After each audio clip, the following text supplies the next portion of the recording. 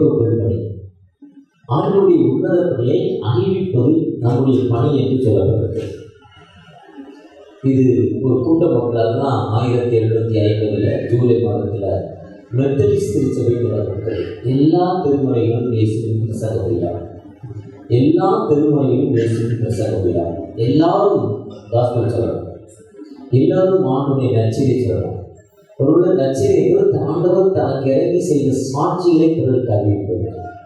அதுதான் மார்க் 5ஆம் அதிகாரத்தில் அந்த லேவியரை பார்த்து ஆண்டவர் உனக்கு இறங்கி செய்தியை போய் பிறருக்கு அறிவி என்று சொன்னார்.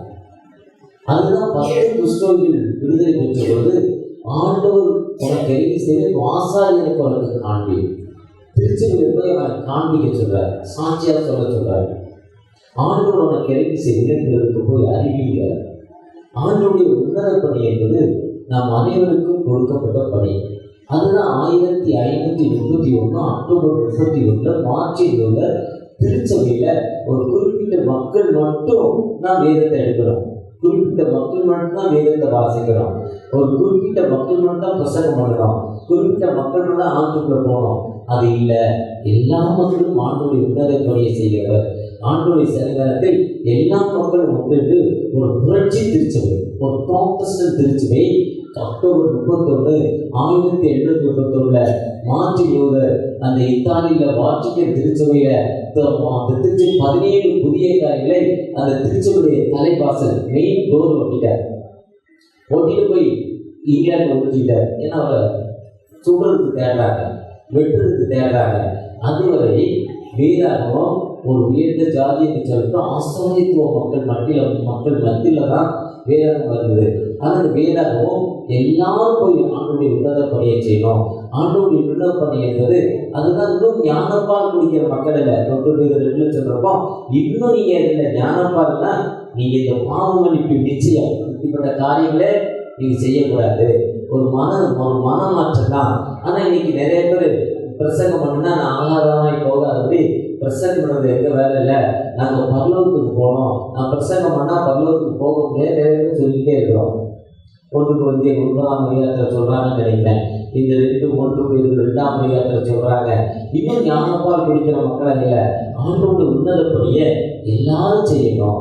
அதுதான் ஆசாரியத்துவம். அந்த ஆசாரியத்துவம் என்பது நீங்களோ உங்களை அந்த காலத்திலிருந்து அழைக்கப்பட்டுடைய புண்ணியங்களை அறிவிக்கும்படி தெரிந்து கொள்ளப்பட்ட ராஜ்யதீக கூட்டம் என்று சொல்கிறார். ஒருவேளை நாம் ஆண்டவருடைய உன்னத பணியை பிறருக்கு அறிவிக்கிற மக்களாய் காணப்பட ஆண்டவர் உங்களை அழைக்கிறார். டேவிட் ஃப்ரைட்ங்கிற ஒரு உன்னத ஊழியர் வட அமெரிக்காவிலிருந்து செவ்விந்திய மக்கள் மத்தியில் வட அமெரிக்காவில் செவ்விந்திய மக்கள் ஊழியத்துக்கு போகிறாங்க. அப்படி ஊழியம் ரொம்ப டஃப்பாக இருந்துச்சு. போய் முதல்ல சொல்கிறப்போ ரொம்ப டிஃபிகல்ட், ரொம்ப கஷ்டம். யாருமே இயேசுவை ஏற்றுக்கொள்ள ரொம்ப கஷ்டப்பட்டு சொன்னார். அப்படி ஜெபா என்னன்னா, அந்த செவ்விந்த மொழியை நான் படிக்க எனக்கு உதவி செய்ய. அந்த மொழியை அந்த மொழியோடு அந்த மக்களுடைய வார்த்தையை சொன்னாரா அந்த மொழி மூலமாக, அதாவது சொல்றது புரியும்படி சொல்லணும். அப்போ அந்த தாய்மொழி வடிவத்தில் அந்த செவ்விந்திய மொழியை நான் சொல்லணும், நான் படிக்கணும்னா ஜெபம் பண்ணாரா. அப்படி கஷ்டப்பட்டு ஜெபம் பண்ணி செவ்விந்திய மொழியை படித்து அந்த வட அமெரிக்கால ஊழியத்தை அந்த டேவிட் ஃப்ரைட்ங்கிற ஒரு ஊழியர் செய்தார்.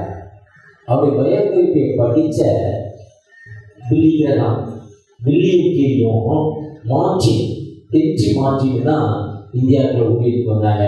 1750 அவங்க ஊழியத்தை படித்த அந்த பயோகிராபி அவருடைய வாழ்க்கை வரலாற்றை படித்த டேவிட் ஃப்ரைட்டுடைய வாழ்க்கை வரலாற்றை படித்த பிறகு நாங்களும் இந்திய மக்கள்கிட்ட போய் இந்திய மக்களுடைய ஊழியத்தை செய்வோம்னாங்களா.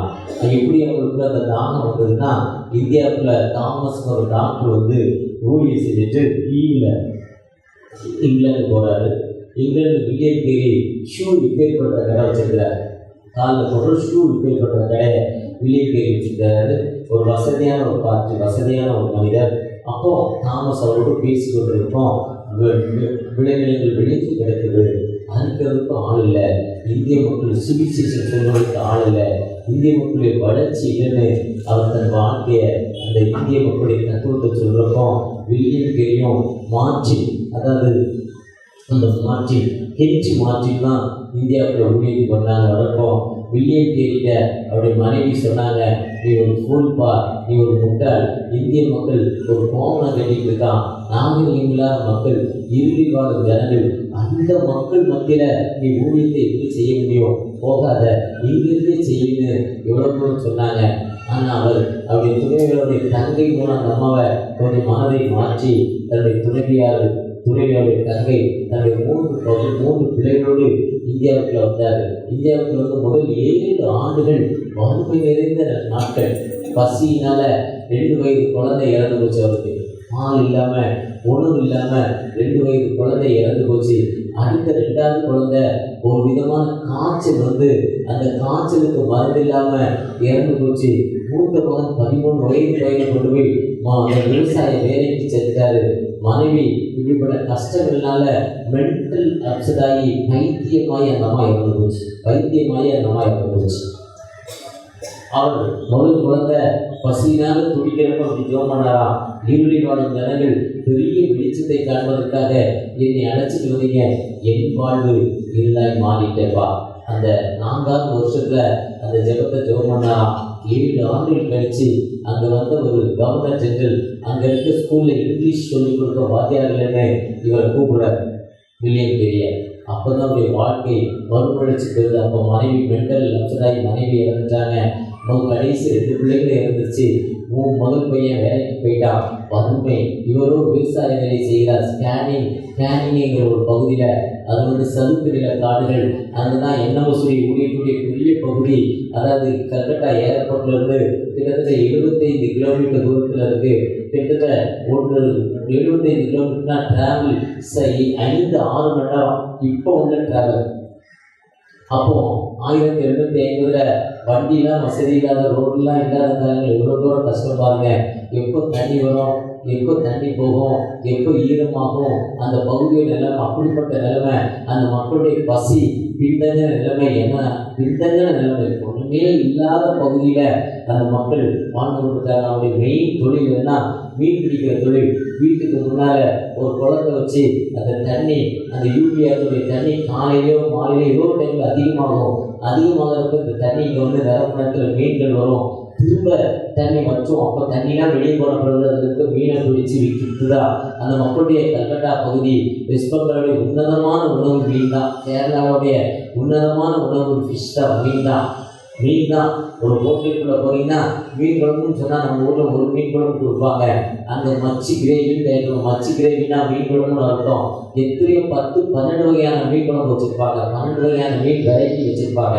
வெஸ்ட் பெங்கால் பிறகு மீன் தான் அவங்களுக்கு உன்னத உணவு. அந்த மீனை பிடிச்சி தான் வாழ்ந்தாங்க. அப்படிப்பட்ட பகுதியில் தான் அவர் பணிச்சார். 7 நாட்கள் கழித்து ஒரு ஸ்கூலில் இங்கிலீஷ் வாத்தியாராக போனார். அப்போ தான் அவருடைய வாழ்க்கை மறுமலர்ச்சி பெற்றுச்சு. முதலாவது அவர் வெஸ்ட் பெங்கால் மொழிக்கு ஆங்கில மொழியில் இலக்கணம் எழுதினார். 2வதாக அந்த பெண்கள் கணவர் இறந்தவுடன் அந்த பெண்ணை தூக்கி நெருப்பில் போடுவாங்க. திருமணமாகி 1 நாள் ஆயிருந்தாலும் சரி, என்கேஜ்மெண்ட் முடிச்சிருந்தாலும் சரி, திருமணமாகி 90 வயசு 60வது கல்யாண நாள் கொண்டாடி 50 ஆண்டுகள் ஆனாலும் சரி, கணவர் இறந்த கொளுத்தப்பட்ட கணவரை உடம்பை இருக்கிற அந்த நெருப்பில் அந்த பெண்ணை தூக்கி போடுவாங்க. உடன்கட்டை ஏறு. அப்போ ராஜாராம் மோகன் ராயுடைய அண்ணனுடைய மனைவியை தூக்கி போட போகிறாங்க. அந்த அம்மா அழுது, ஐயோ என் பேர குழந்தை யார் பாப்பா, நான் சாக மாட்டேன்னு அழுது. ராஜாராம் மோகன் ராயை தடுக்க முடியல, அவ்வளோ அரசியல்வாதி. அப்போ வில்லியம் கேரி தான் அதை போய் எதிர்க்கிறார். அதுக்கு பெரிய எதிர்ப்பு, பெரிய போராட்டம். அதான் உடன்கட்டை ஏறில் முதலாவது இந்தியாவில் இருக்கிறது வில்லியம் கேரி. ஆனால் நாங்கள் என்னுடைய வயதுக்காரத்தில் சரித்திரத்தில் போட்டிருக்கோம், உடன்கட்டை ஏறுதலை எதிர்த்தவர் ராஜாராம் மோகன் ராய் போட்டு வில்லியம் கேரி அழைக்கப்பட்டிருக்கோம். இன்றைக்கி இருக்க சிபிஎஸ்சி சர்வீஸில் அந்த பகுதியை எடுத்துட்டாங்க. அந்த உடன்கட்டை ஏறுதல் எடுத்துட்டாங்க. ஏன்னா அந்த ஒரு கிறிஸ்தவம் வளர்த்துங்கிறதுக்காக அதை எடுத்துட்டாங்க. ஒருவேளை அவர் தான் முதலாவது உடன்கட்டை ஏறுதலை எதிர்த்தார். அதுக்கு அதுக்கப்புறம் அவர் எதிர்த்ததுன்னா பெண் குழந்தை பிறந்தவுடன் அந்த பெண் குழந்தை யூபிலி ஆற்றுல ஒருவேளை நான் முதலே சொன்னேன், காலையில் தண்ணி கூடும், மாலையில் குறையும், ஒருவேளை கூடும், ஒருவேளை குறையும். வற்றாத ஒரு ஜீவ நதி அந்த வெஸ்ட் பெங்கால் முழுவதும் அந்த நதி வருது. நைல் நதி இந்து தேசத்துக்கு முழுவதும் வர மாதிரி அந்த வெஸ்ட் பெங்கால் முழுவதும் அந்த நதி வருது. அது யூபிலி ஆறு பேர். அதில் தான் அந்த அந்த ஆற்றுல தூணே இல்லாத ஒரு பாலம். அதுதான் அந்த வெஸ்ட் பெங்கால் கல்கட்டாவில் ஒரு பெரிய பாலம், ரொம்ப அதிசயமானது. இருப்பில் போட்டாங்க, அந்த ஆற்றுல தூக்கி போடுவாங்க குழந்தைய. பிறந்த ஒரு நாளோ 2 நாளோ 1 வாரமோ 1 மாதமோ இல்லை 6 மாதம் வரை வச்சுருப்பாங்க. அதுக்கப்புறம் அந்த பெண் குழந்தையை தூக்கி அதை வளர்க்க முடியாது என்பதற்காக இந்தியாவில் சிசு வதை தடை சட்டத்தை முதலாவது இந்திய தேசத்தில் கொண்டு வருவதற்காக விக்டோரியா மகாராணி மூலம் வில்லியம் கேரி போராடினார். ஒரு சாதாரண செருப்பு கடை தொழிலாளர், செருப்பு கடை வச்சுக்கிறார். இந்திய மக்களுடைய தேவை என்பதற்காக அதான் ஆண்டவர் சொல்றார், நீங்கள் 8 சதவியா 8:20 நீங்கள் சீக்கிரம் தீர்த்து போகுது. நீங்கள் லேட் பண்ணுற ஒவ்வொரு செகண்டும் ரொம்ப கஷ்டம். நீங்கள் தீர்த்து போகல். 2 ராஜாக்கள் 7:9 இது நற்செய்தி அறிவிக்கிறான். இது நற்செய்தி அறிவிக்கிறான். அதுதான் மரியாட்ட யோவான சொல்கிறப்போ, நீ சீக்கிரமாக போய் மார்க்கு 15:16-7 நீங்கள் சீக்கிரமாக போ, குயிக்லி சீக்கிரமாக போய் என் ஆண்டவர் உயிரோடு இருந்து விட்டார், ஐயோ இயேசு மறித்து விட்டார் என்று கஷ்டம் இருக்க மக்களுக்கு என் ஆண்டவர் உயிரோடு இழந்து விட்டார் என்று நீ சீக்கிரமா போய் சொல்லு, சீக்கிரமா போன்னு சொல்றாரு. ஒருவேளை காஸ்பல் என்பது லேட் பண்ணணும், ஒவ்வொரு செகண்டும் லேட் பண்ண ஒரு உயிர் இறந்து கொண்டிருக்கு. ஜிஎல் மூடியை கூப்பிட்டு ஆண்டோடைய உன்னத பணியை செஞ்சுட்டு ஜிஎல் மூடி ராத்திரி 12-1 மணிக்கு போய் படுத்து தூங்குறான். 2 மணி ஆகிட்டான். 2 மணிக்கு அவர் ராத்திரி 2 மணிக்கு தூங்குறப்போ ஜிஎல் மூடி ஆண்டவர் எழுப்பி இந்த ரூட்டில் போய் அங்கே ஒருத்தர் அவன் போய் காஸ்பல் சொல்லுனாராம். ஜிஎல் மூடி சொன்னாராம், இல்லை நான் காலையில் 7 மணிக்கு போனேன், இப்போ தான் ராத்திரி 1 மணிக்கு தான் வீட்டுக்கு வந்தேன், பிரேயரை முடிச்சுட்டு தான் படுத்துருக்கிறேன், என் நேரம் ரொம்ப டயர்டாக போகுது, காலையில் எழுந்தவங்க வேகமாக 6 மணிக்கு 5 மணிக்கு சொல்கிறேன். ஆண்டவர் ஏற்றுக்கல, போப்பா போக முடியாதுட்டா ஜிஎல். ஆண்டவர் எவ்வளவோ கம்பல் பண்ணாரா, எழுந்து போகணும். ஆனால் இவருடைய விலகினம் போக முடியல, படுத்தார். ஏன்னா தூக்கம் மனுஷனுக்கு ரொம்ப முக்கியம். தூக்கம் அது ரொம்ப முக்கியம். ஒரு மனுஷனுக்கு தூக்கம் முடியாதுங்க. ஆண்டவர் காலைல 5 மணிக்கு எழுந்து போய் அந்த ஆண்டவர் சொன்ன திசையை நோக்கி போகிறப்போ ஒரு மனிதர் இறந்து கிடந்தார். 7 பிச்சைக்காரர், காஸ்பல் ஒன்றும் இல்லாமல் இறந்து கிடந்தார். அவர் அப்படியே ஜீல் மூடி ஷாக் ஆகிட்டார். ராத்திரி 2 மணிக்கு வந்திருந்தா அவருக்கு பிரெட்டு ஒரு பட்டர் பிஸ்கட் இதோடு கொடுத்துருக்கலாம். அந்த மனிதர் உயிரோடு இருந்திருந்தார். என்னுடைய அஜாக்கிரதை என்னுடைய சூழ்நிலை ஒரு மனிதன் இறந்து விட்டாரே என்று சொன்னார். அதுதான் சகரியாவுக்கு தீர்த்து போகும்.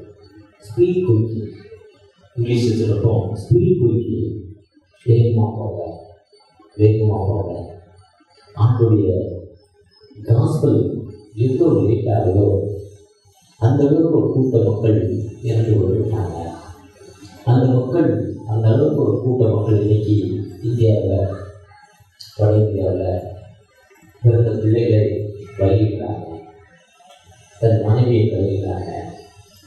ஜீவனுடைய ஒரு கூட்ட மக்கள் தங்களை அழித்து கொண்டிருக்காங்க. அந்த மக்களை விடுதலை கொடுப்பதற்காக இயேசு கிறிஸ்து வந்தார். அந்த மக்களுக்கு வாழ்வு கொடுப்பதற்காக இயேசு கிறிஸ்து வந்தார். ஒருவேளை சுவிசேஷ பணி என்பது ஒரு குறிப்பிட்ட மக்கள் இல்லை, உங்களுக்கு எனக்கு கொடுக்கப்பட்ட காயம். எனக்காய் ஜீவன் விட்டவரே, என்னோடு இருக்க எழுந்தவரே.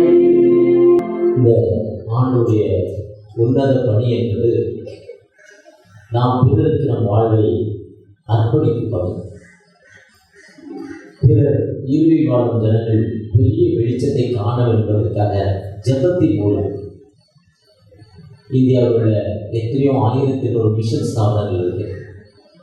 NMSI, IMS, Vishwavani, FOBB, James ministry, ஷாங்கல் மினிஸ்ட்ரி, யூத் பிளஸிங் மிஷன் மற்றும் நவஜீவன் தேவா மண்டலம், இப்படி அநேக mission, video international, come ministry, இப்படி நிறைய மினிஸ்ட்ரி, நிறைய ஊழியர்கள் ஆண்டவருடைய உன்னத பணியை செய்து கொண்டிருக்கிறது. இந்த பணிக்காக நாம் முதலாவது ஜெபிக்கிற மக்களாக இந்தியாவில் இந்தியாவில் தமிழகத்தில் இன்னைக்கு எவ்வளோ ஏழை பிள்ளைகள், வாழ்வு பிள்ளைகள் இயக்கத்துக்கு அடிமைப்பட்டு குடிக்கும் போதை வசத்துக்கும் அடிமைப்பட்டு இன்னைக்கு வாழ்வு பிள்ளைகள் எவ்வளவோ அடிமைப்பட்டு போகிறாங்க. எவ்வளவு அதாவது குடியினால காலேஜ் படிக்கிற பிள்ளைகள், ஸ்கூல் படிக்கிற பிள்ளைகள். இன்னைக்கு கொரோனாங்கிற ஒரு காலங்கள் வந்ததோ, கொரோனாக்கு அப்புறம் செல்லுங்கிற ஒரு மாயை பிள்ளைகளுக்குள்ள போயிடுச்சோ, அந்த செல்லுங்கிற ஒரு மாயை அந்த பிள்ளைகளை மோசமான வழியில் நடத்தி கொண்டிருக்கு. அந்த பிள்ளைகளுக்கு ஒரு அமைதியான வாழ்வு இல்லை. வாழ்க்கையில் எதுவுமே அவங்களுக்கு நிறைவுப்படலை. அப்பா அம்மா சொல்வது கேட்க முடியல, சமூகம் சொல்வதை கேட்க முடியல, வேதம் சொல்வதை கேட்க முடியல, போதகம் சொல்வதை உங்களால் கேட்க முடியல. அந்த குடியும் அந்த போதை வசதி அந்த பிள்ளைகளை எடுத்து அந்த கிட்னி அவளுக்கு பாதித்து கொண்டிருக்கிறது. கடந்த நாட்களில் சைனாவில் நடந்த ஒரு சம்பவம். ஒரு ஸ்கூல் படிக்கிற பையன் ஒரு ஐபேட் வாங்கணும்னு நினச்சான். அவங்க அம்மா அப்பா ரொம்ப ஏழை, ஐபேட் வாங்க முடியல. ஒரு நாள் ஐபேட் வச்சுருந்தான், நல்ல கையில் செலவு பண்ணான், காசு நல்ல கையில் செலவு பண்ணிக்கிட்டு இருக்கான். அவங்க அம்மா விசாரிக்கிறாங்க, அது ஒன்றும் இல்லாமல் ஒருத்தர் தந்தாங்கன்னு சொல்லிட்டான். ஆனால் அந்த அம்மா மறைமுகமாக அவன் விசாரிக்கிறப்போ அந்த காவல்துறை மூலம் அவன் கண்டுபிடிச்சி ரிப்போர்ட் கொடுக்குறப்போ அவனுடைய கிட்னியை கொண்டே விட்டுக்கிறான். அவனுடைய ஒரே ஒரு ஐபேட் வாங்குவதற்காக 35 லட்சத்துக்கு கிட்னியை ஒரு புரோக்கர் கொண்டே வச்சுட்டு இவருக்கு 1.5 லட்சம் கொடுத்துருக்காரு. மீதி பணத்தை அந்த புரோக்கர் டாக்டர் கூட எடுத்துட்டு போயிட்டாங்க ஹாஸ்பிட்டலில். 1.5 லட்சத்தில் கையில் வச்சுட்டு 2 கிட்னியில் ஒரு கிட்னியை எடுத்துட்டாங்க. இன்னைக்குடைய நிலைமை இப்படிப்பட்ட நிலைமையில் இருக்குது. வாலிபர்களுடைய நிலைமை நடந்த சம்பவம் சில ஆண்டுகளுக்கு முன்னால் சைனாவில் நடந்த சம்பவம் வந்து நான் வாட்ஸ்அப்பில் கேட்டேன். ஒருவேளை நீங்கள் நானும் இன்னைக்கு ஆண்டோடைய உன்னத பணியை எப்படி செய்கிறோம்?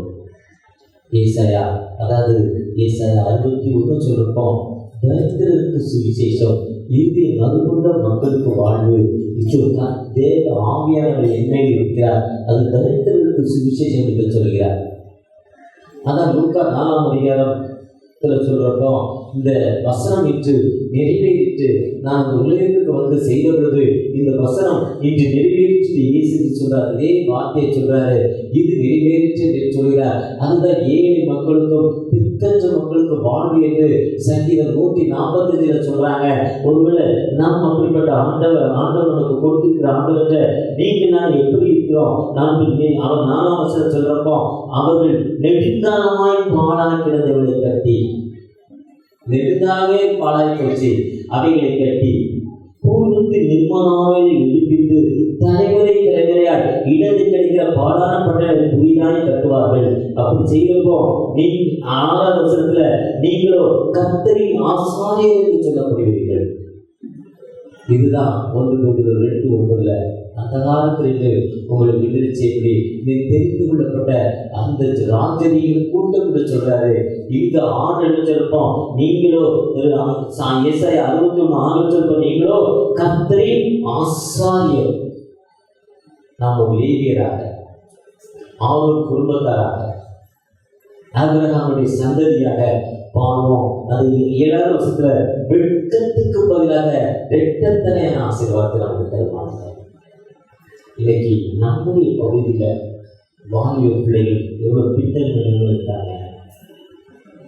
நம்முடைய ஏரியாவில் நம்முடைய பகுதியில் தான் சங்கீதம் 135:9 இஸ்ரவேல் குடும்பத்தாரே, ஆரோன் குடும்பத்தார், லேவி குடும்பத்தாரே, கர்த்தருக்கு பயப்படுகிறவர்கள் கர்த்தரை துதியுங்கள். நாம் எல்லோரும் கர்த்தருக்கு பயந்த கர்த்தரை துதிக்கிறதுனா நாம் லேவி குடும்பமாக, ஆசாரியர் இஸ்ரவேல் குடும்பமாக, ஆரோன் குடும்பத்தாராக மாற வேண்டும் என்றால் நாம் கர்த்தரை துதிப்பது கர்த்தருடைய வார்த்தையை நாம் பிறருக்கு அறிவிக்கிற மக்களாக, கர்த்தருடைய வார்த்தையை பிறருக்கு நம்முடைய ஜெபத்தின் மூலம், இந்த சமூகத்திற்குரிய ஜெபத்தின் மூலம், இல்லை ஒன்று கூடி ஒரு மிஷன் சப்போர்ட் கொடுப்பதன் மூலம், ஒன்று கூடி ஒரு மிஷனரியாக வாழ்வதன் மூலம் நம்மளால் முடிந்த நம்முடைய பகுதியில் நாம் சாட்சி சொல்கிற மக்களாக நம்முடைய பகுதியில நம்முடைய மக்களுக்கு நான் காஸ்பல் சொல்கிற மக்களாய் ஆண்டவர் உங்களை மதிக்கிறார். அதுதான் யோவான் 17:8.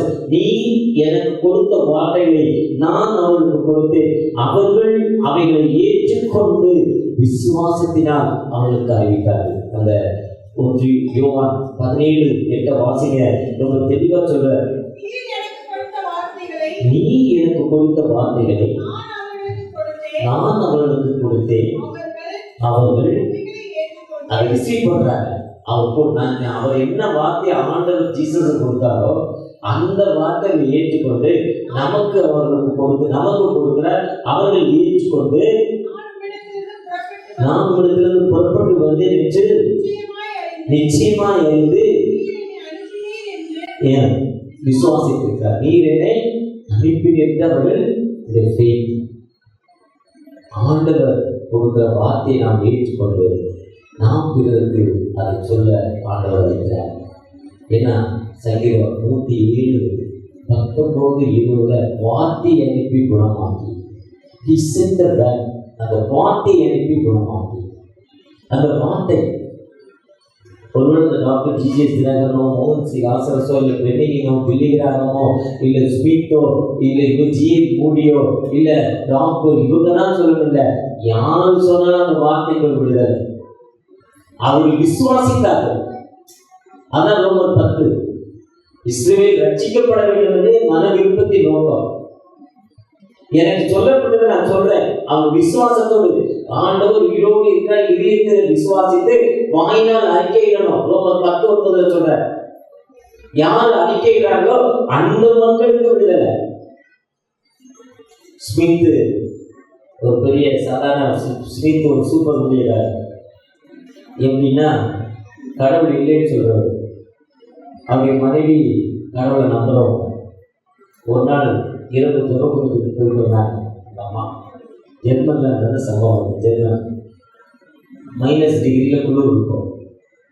எப்பவுமே சொட்டு போட்டுக்கிட்டே இருக்கணும். மகனே சொட்டு போட்டுக்கிட்டே இருக்கணும். ரொம்ப குளிர் பிரதேசம் ஜெர்மன். இரவு துறவுக்கு தான் அம்மா போயிட்டு வந்தாங்க. இவருக்கு பெர்மிஷன்காக. இவர் என்ன பண்ணாரு, அந்த அம்மா அப்படி ஒவ்வொரு கவலை பண்ணுறாங்க. கவலை திறக்கிறாரு. எங்கே போகணுன்னு கேட்குறாரு. சர்ச்சைக்கு போகணுன்னு சொல்கிறாரு. சர்ச்சைக்கு போகணும் வெளியே வெளியிட்டு கவலை பண்ணிட்டாரு. பணியில் அந்த அம்மா நிற்கிறார். சொட்டு போடுறது ராத்திரி 12-1 மணிக்கு அவங்க மூடிட்டார். மூடிட்டு உள்ளே போயிட்டார். உள்ளே ஹீட்ரு இருக்கும். வீட்டுள்ள எல்லா வீட்லையும் ஹீட்ரு இருக்கும். நமக்கு ஏசி இருக்கும். உள்ள ஹீட்ரு இருக்கும். ஹீட்ரு ஓடி இருக்குது. நம்ம குழுவிலே இருக்குது. காலையில் 8 மணிக்கு தான் திறக்கிறார். 7:30 மணிக்கு அந்த அம்மாவோடலாம் பனி அப்படின்னு இருக்குது.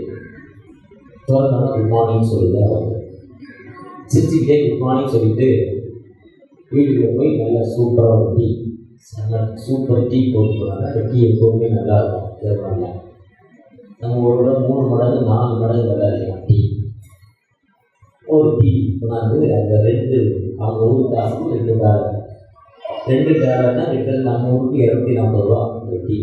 240 rupees கொடுக்குது. அந்த அம்மா வெளியில் அவங்கன்னா பனியில் நின்றுட்டு கிட்டத்தட்ட 7 மணி நேரம் 8 மணி நேரம் பனியில் நின்றுட்டு தன் கணவர் வேணுமே வெளியே வந்து கூட்டிட்டார். வந்து உள்ளவங்க திட்டலை. திறந்தான குட் மார்னிங் சொல்லி கதவை திறந்து ஒரு டீ கொண்டாந்து கொடுக்குது. இந்த டீயை குடிக்க ரொம்ப டேஸ்டியாக இருக்குது. அப்போ நம்மக்குள்ளே யார் இருக்கிறாருன்னு அவர் பார்க்குற ஸ்வீட்டு. அதுதான் ஜீசஸ். மன்னிக்க மாட்டார், விடுதலைக்கும் அவர் அப்படியே மனமாகிறார். அப்போ இந்த ஆண்டவர் நல்லவர் தன் வாழ்க்கையை ஏற்றுக்கொள்கிறார். தன் மனைவியோடைய ஒரு செய்தி கூட ஏற்றுக்கொள்கிறார். பெரிய ஊழியர் ஸ்மித்துடைய ஊழியத்தை வந்து ஒரு கூட்டத்தில் 10 லட்சம் அப்பவே அவ்வளோ கூட்டம் போடுவான். நிறைய மிராக்கிள்ஸாக கூட்டு போய் எல்லா தலையிலையும் தெரிவிச்சுட்டு வருவான். எல்லா தலையிலையும் தெரிவிச்சுட்டு வருவான். யாரெல்லாம் யார் தலையிலாம் கை வச்சாலும் அவன் மோஸ்ட்லி எல்லாத்துக்கும் விடுதலை தெரியுமா. பயங்கர மிராக்கிள்ஸ் இருப்பான். ஸ்வீட் தலையில கை வச்சான். அப்போ ஒரு ஸ்காட்லாண்டில் போய் ஸ்வீஸில் போய் ஸ்வீஸில் போய் ஊழியத்துக்கு பெர்மிஷன் ஆகுவார். அங்கே இருக்கிற டாக்டர்ஸோ ஹாஸ்பிட்டலோ கவர்மெண்ட்டோ அவருக்கு பெர்மிஷன் கொடுக்க மாட்டேங்குது. டாக்டர்ஸ் என்ன சொன்னால் ஸ்வீட் வந்தால் வியாதிலாம் சரியாயிடும், அதனால் அவர் மீட்டிங் நடத்தக்கூடாது இருக்கிறார். ஆனால் மக்களுடைய நிறைய எதிர்ப்பு அவருக்கு மீட்டிங் நடத்தணும். வேற வழியில்லாம அரசாங்கம் மீட்டிங் வந்துட்டு என்ன சொல்லுதுன்னா, யாரு தலையிலையும் கை வச்சு நீ ஜெபம் பண்ணக்கூடாது. அவன் கூட்டம் எல்லா தலையிலையும் கை வச்சு ஜெபம் பண்ணுவாங்க. யார் தலையிலையும் கை வச்சு ஜெபம் பண்ணக்கூடாதுன்னு ஆர்டர் அவருக்கு. அவர் ரொம்ப கஷ்டமா போச்சு. கடவுள்கிட்ட கேட்டார், என்னப்பா பெர்மிஷன் கொடுக்காம இருந்தாலும் பரவாயில்ல, பெர்மிஷன் கொடுத்துட்டு யாருக்கும் தலையில கை வச்சு ஜெபம் பண்ணக்கூடாதுனாலே எப்படிப்பா இது கூட்டம் எப்படிப்பாங்க, நீ போ நான் உன்னை வழி நடத்துகிற நானும் சொன்னாங்க.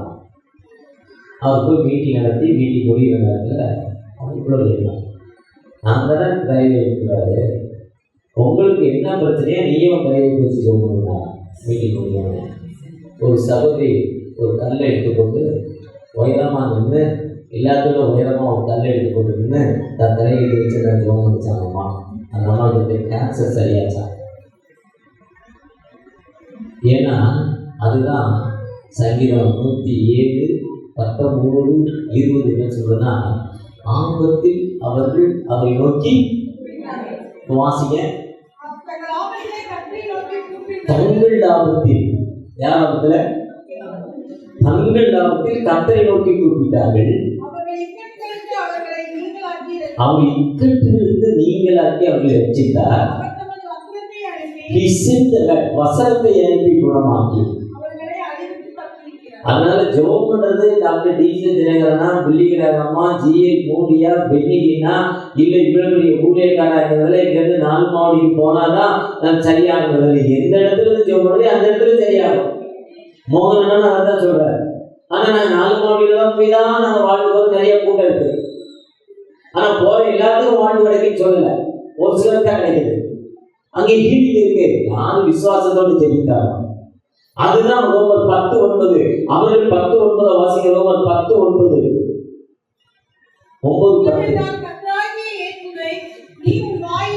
கர்த்தராகிய இயேசுவை வாயினால் அறிக்கையிட்டு தேவன் அவரை மரித்தோரிலிருந்து எழுப்பினார் விஷயத்தை விசுவாசித்து அப்பதான் மீட்பு. அப்போ நான் ஜெபம் பண்ணா விடுதலை வேணும்னு கவலைப்படாது. நீங்க ஜெபம் பண்ணாலும் விடுதலை, யார் ஜெபம் பண்ணாலும் விடுதலை.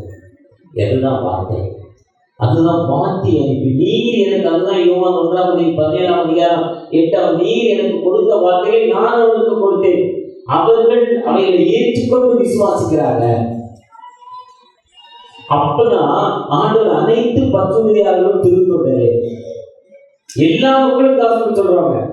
அனைத்து இறைப்பற்றாளர்களும் ஆசாரியத்துவம் பெற்றவர்கள், அனைத்து விசுவாசிகளும் ஆசாரியர்களே, அனைத்து இறை மக்களும் குருத்துவம் பெற்ற மக்கள்.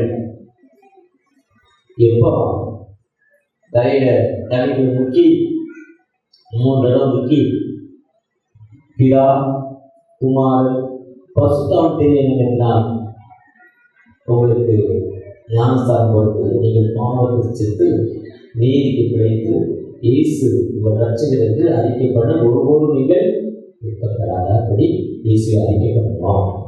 உங்களுக்கு திருச்சபையின் அங்கத்தினாலே செய்து கொள்கிறோம். இதுதான் ஞானஸ்தானம். இப்போ ஞானஸ்தானம் ஆகிட்டோமோ அப்பவே நாம் இறைப்பவர்களாய் மாறிவிட்டோம். அதுதான் மார்க்கு 28 மத்தேயு 28:15 சொல்றப்போ, நீங்கள் புறப்பட்டு போய் சகல ஜாதி சீஷராக்கி பிதா குமாரன் பரிசுத்த ஆவியானவரால் ஞானஸ்தானங்கள் உலகத்தின் முடிவுபடி நான் வந்தோடு இருக்கிறேன்.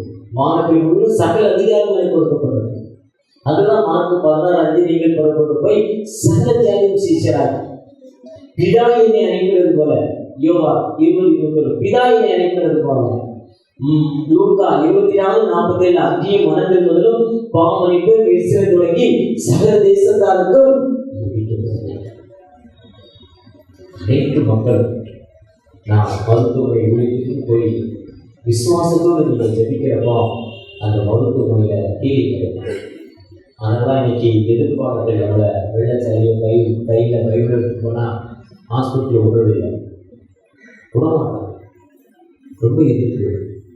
கிராமங்களில் போய் காஸ்பல் சொல்ல பயங்கரமான எதிர்ப்பு. இந்தியாவில் தமிழ் இருக்கிற கிறிஸ்தவர்கள் அதிகமான பகுதியில், பேசாப்பாடியில், இங்கே பேசல் பகுதியில் கூட ரொம்ப எதிர்ப்பு.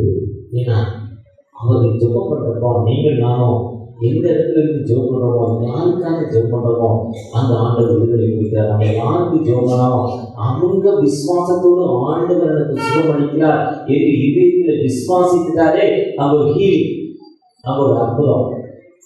நாம் அப்படிப்பட்ட ஊழியத்தை செய்ய ஆண்டவர் அழைக்கிறார். அவருடைய ஊழியம் என்பது நம்ம பிறருக்கு ஜெபிக்கிற ஊழியர்களாக, பிறகு பேர்களை சொல்லி ஜெபிக்கிறப்போ, மிஷனுக்காக ஜெபிக்கிறப்போ, மிஷனுக்காக ஜெபிக்கிறப்போ,